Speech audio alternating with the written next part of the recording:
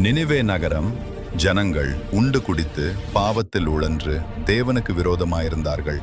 இன்னும் 40 நாளில் இந்த நகரம் சாம்பலாக போகிறது என்று தெரியாமல்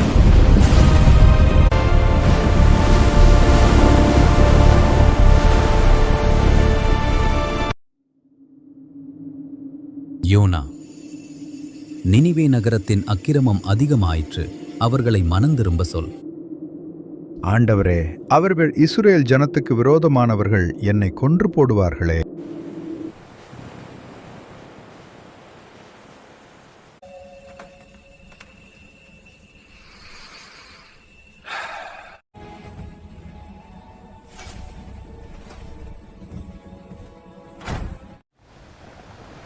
உங்கள் கப்பலில் எனக்கு இடம் கிடைக்குமா? நான் அதிகமாக பணம் தருகிறேன். இது தர்ஷீசிக்கு செல்லும் கப்பல். உனக்கு அங்கே என்ன வேலை? சரி, பணம் கொடுத்திருக்கிறாய், வா எங்களோடு. அமைதியாக கடலில் கப்பல் சென்று கொண்டிருந்தது. அப்போது திடீரென கருமேகங்கள் சூழ்ந்தது. புயல் வீசி கப்பலில் அலைகள் வந்து மோதின. யோனா கீழ்த்தளத்தில் தூங்கிக் கொண்டிருந்தார். புயல் மிக அதிகமாக இருக்கிறது. உங்கள் உயிரை காப்பாற்ற கனமான பொருட்களை கடலில் வீசுங்கள். புயல் அதிகமாகவே எல்லோரும் பயந்து கொண்டு அவரவர் கடவுளை நோக்கி ஜெபம் செய்தார்கள். பணம் கொடுத்து கப்பலில் ஏறிய அந்த மனிதன் எங்கே போனான்? புயலில் கப்பல் கவிழ்ந்து விடுமோ என்று நாங்கள் பயப்படுகிறோம். நீ இங்கு தூங்கிக் கொண்டிருக்கிறாயா?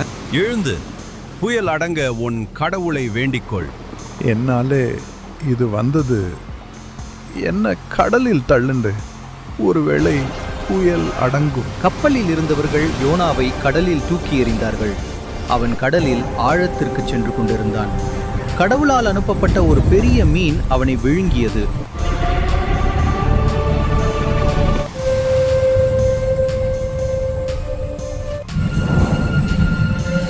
அவன் கண்விழித்த போது பெரிய மீனின் வயிற்றில் இருப்பதை உணர்ந்தான்.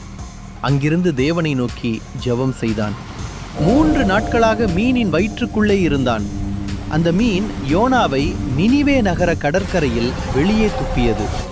யோனா நினிவே நகரை நோக்கி நடந்தான்.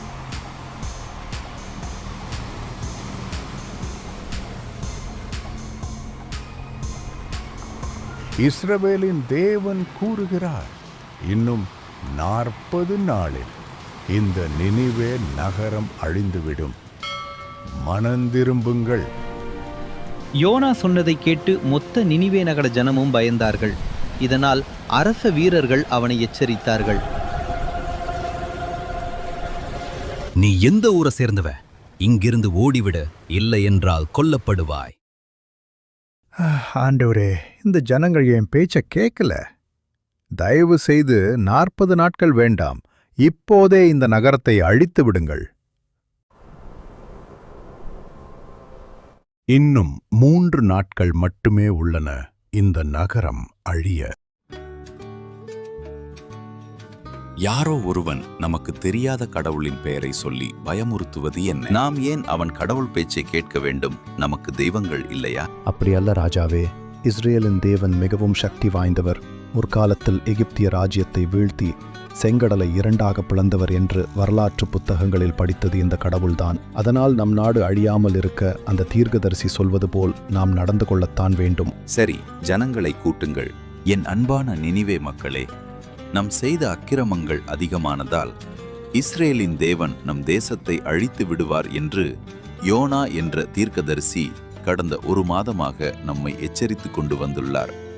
40 நாளுக்கு இன்னும் 3 நாட்களே உள்ளன. நம் தேசம் அழியாதபடிக்கு நாம் எல்லோரும் கடவுளை நோக்கி உபவாசம் இருந்து ஜெபிப்போம். நினைவே ராஜாவும் மக்களும் சாப்பிடாமலும் குடிக்காமலும் இருந்து இரட்டு உடுத்திக்கொண்டு 3 நாள் அளவும் உபவாசம் இருந்தார்கள்.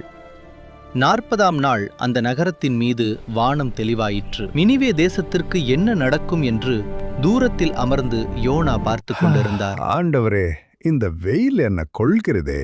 யோனாவுக்கு நிழல் தர தேவன் ஒரு ஆமணக்கு செடியை முளைப்பித்தார். ஆண்டவரே, என் மீது உனக்கு இன்னும் கருணை உள்ளதா? யோனா அந்த ஆமணக்குச் செடியின் மேல் மகிழ்ச்சியாயிருந்தான். அன்று இரவு கழிந்து காலையில் அந்த ஆமணக்குச் செடியை பூச்சிகள் தின்று கொண்டிருந்தது. அவன் வெளியே வருகையில் காய்ந்த போன செடியை பார்த்து மிகவும் மனவேதனைப்பட்டான்.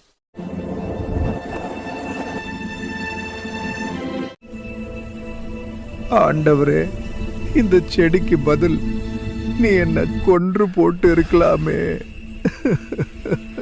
அப்போது தேவன் ஒளியின் மூலம் யோனாவிடம் பேசினார். யோனா, நீ விதைக்காத வளர்க்காத, ஒரே இரவில் உருவாகி ஒரே நாளில் அறிந்து போகும் இந்த செடிக்காக வருத்தப்படுகிறாயானால், நான் 1,00,000க்கும் அதிகமான ஜனங்களையும் கணக்கில் அடங்கா மிருக ஜீவன்கள் இருக்கும் இந்த நினைவே நகரத்தின் மேல் இரக்கம் காட்டாமல் இருப்பேனா? வாருங்கள் தேவ மனிதனே, நலமாக இருக்கிறீர்களா? நகரம் முழுவதும் யோனாவை வரவேற்றார்கள். நீங்கள்தானே இந்த நகரத்தை காப்பாற்றினீர்கள். இல்லை, இஸ்ரவேலின் தேவன் செய்தார். யோனா சந்தோஷமாக வெளியேறினான். இந்த கதையின் மூலம் நமக்கு தெரிய வருவது, தேவன் தீர்ப்பில் யாரும் தப்ப முடியாது. ஆனால் மனம் திரும்பினால் நிச்சயமாக அவர் இரக்கம் காட்டுவார்.